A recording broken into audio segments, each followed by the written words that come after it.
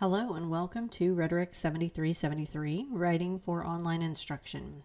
My name is Dr. Heidi Skurrod-Harris and I'll be your professor for this course.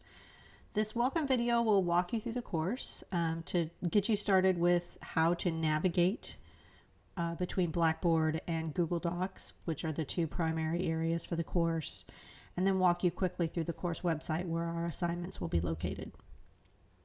So to get started, this is the announcements area of Blackboard. For those of you who were in my intro course last spring, we used Google Classroom and that did not work out like I'd hoped it would. So we are going to use Blackboard as kind of the landing page for this course, but most of the course will actually still be housed in Google because that's where the interactive components of the course are located. So I'm going to start from the announcements page. You'll see this announcement in your inbox every week, and you can start at either the Blackboard portal or your introductory email to get into the components of the course. And those components are our course website. That should look a lot like the course website did in the intro course. All of the assignments will be linked in through this course website by week. So week 1 will give you a brief overview of the learning goals, and then discussion board, workbook, and the OWI assessment grid. Those are also linked into our schedule, and you can access that through the same pathway. Go into Blackboard or to your welcome announcement, and then click directly on your course schedule. So you can navigate to all the sections of the course either through Blackboard, through your course schedule, or through the course website. The only thing you won't be able to get to from the schedule on the website is back into Blackboard. I can't link into Blackboard from Google. I can only link into Google from Blackboard. So you will have to go and have your Blackboard window open for any discussion posts because those will be hosted in Blackboard. So if you look at the schedule, one of the things you'll notice right away that we're doing differently in this course is that we have all of our readings in weekly workbooks. This course is going to move really quickly. First of all, it was already only an 8-week course, and UALR decided to convert 8-week courses to 7-week courses starting this term. So we will be moving even faster. So in the spirit of that quick moving, I spent Christmas break condensing and compiling all of the traditional readings we would be reading into workbooks. So I'm going to open one of those. You'll receive your own copy of this workbook in your UALR Gmail account Sunday before each week. So today's Monday because it's a MLK Day, so you'll receive it today. But from here on out, every week when you have a workbook, you'll receive it the Sunday before that. So you'll have a little extra time to work. So what I've done in these workbooks are condense basically the Hewitt readings and some readings that I did over fall break or Christmas break on learning science. So we're going to start even more openly integrating learning science both into how you learn in the course and in how we structure our courses for online learning. So at the beginning of the week 1 workbook that you'll get in your account, your Gmail account, you'll see kind of an introduction for how to use the workbook. But basically I've condensed everything. So these are the primary readings we'll do. There will be other readings linked in here that you can go to for secondary or more in-depth reading, but the required reading for the text or for the class are these workbooks, and each one should be between 13 and 20 pages. What's different about the workbooks, and I explain that in detail here, is that they are meant to be interactive. So I want to see your thinking as you read this workbook. So kind of the trade-off is this. You'll have less reading in the course, but I want you to read it more in depth. And I want you, as a step 1, is to annotate that text.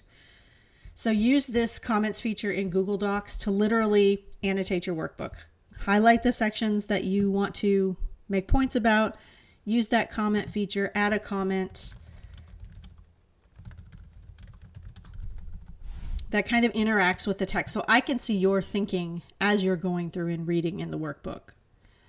Then if you want me to talk back with you, like if you have a point or you have a question or you didn't understand a section or you just want to talk about it some more, what you can do is actually within that comment, add me to it, and it triggers an email to me and I will come in and talk to you on the document itself about that part. So let's say I want to tag myself in this comment.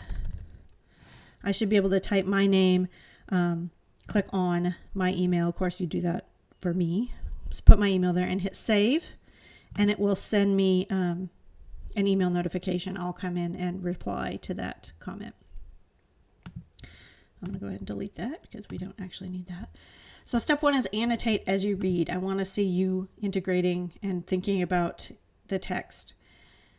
Then at some points in the workbook, you're going to have a part where you're going to write in the workbook itself. So I'm going to scroll down to one of those. The writing sections look like this. They're a single table cell with a prompt above it that helps you to kind of synthesize the readings. There are places where I'll write no cheating, and that means don't scroll back up. Don't go back and look at the text and just cut and paste or fill it in. The points of these writing and reflections are not that you get them right. It's that you practice the skill of drawing information out of your memory to build neural networks, to build mental models. And to do so, which is kind of the key component of learning science, requires that you actually draw it out of your memory rather than just going back and reading it over again. And I'll talk a little bit in a video for week 1 about the concepts of reading. Rereading is not as effective as trying to pull it back from your memory. So that's what we're trying to do in these sections. So you'll annotate the text. I'm scrolling back up here. You'll write and reflect, and then you can tag me in comments at any point in the text. So here's the kicker. You cannot skip the annotation. Here is the scoring guide for the workbook activities. If you annotate, write, and reflect, you're thoughtful and complete, 15 points, full credit. If you do annotation and writing and skip the reflection pieces, 10 points, that's fine. If you just annotate 1 week, you don't have time to do writing and reflection, that's 5 points, fine. If you do nothing or you only do the writing and reflection without actually annotating the text, no credit. So annotation has to be a part of this activity before you get credit for the writing and reflection. The learning won't work without reading the materials in the workbooks. So you'll have each a copy of your own workbook. Then we'll go in at several points in the course and you'll talk about parts of the workbook, or you'll do a discussion board that prepares you for your work in the workbook, or the workbook will prepare you for the next step in the course, which are these checkpoints. We'll have 3 of them over the course of the class, and they basically build to a major project that you're going to complete in the course. And that major project is, let me go back into my assignments and pull that up real quick. I'll link this into the course as well. The major project in the course is going to be developing a learning unit, again, just like we did in the intro course, and you probably did in the multimedia course if you took that. Learning unit that teaches students how to do synthesis. So whatever synthesis looks like in your teaching environment, develop a unit that teaches students to do synthesis. And the learning unit will conclude with an assignment or assessment.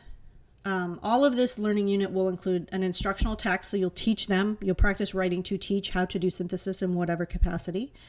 You're going to give them an assignment, writing the instructions, creating some sort of a rubric or a assessment for that. And then you're also going to create a storyboard for a multimedia set of instructions or video. So you could create a storyboard for doing a PowerPoint video, or you could create a storyboard for doing a video like I do that walks you through something.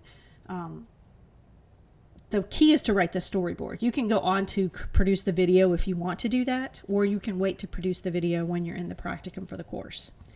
So either way, you can kind of make that decision on your own. Those of you who've had the multimedia class might want to just go ahead and make the video while it's still fresh in your mind. Those that will take the multimedia course next fall, you might want to wait until you've had that course to complete the actual video production. So that's kind of the key components of the course. I'm going to create a couple more tutorial videos and things that walk you through the assignments for week 1 here shortly. But I wanted to just get you started with the navigation and send this all out to your email for those of you who want to get a head start before the course is going. If you have any questions, as always, email me at haharris@ualr.edu, or you can actually go to the chat feature we have set up in your Gmail, and that is over here. If you go into your Gmail in this little box, you should see something that says the RHET7373 WOI group. I sent you a message to see if everybody can see this, but you're probably not logged in. We can also do quick video chats if you have a question from that area. If you don't see this in your chat space, let me know and I'll make sure that I get that to you. Anyway, thank you for signing up for the class. It's going to be exciting, and I look forward to working with you again. Have a great Martin Luther King Jr. Day and a wonderful semester.